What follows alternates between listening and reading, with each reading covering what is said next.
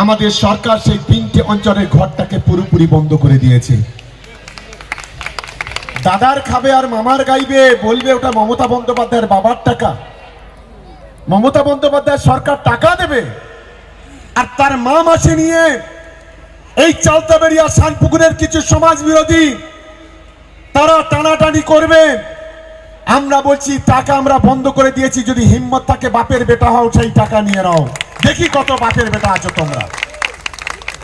আগামী দিনেও আমি পরিষ্কার বলি,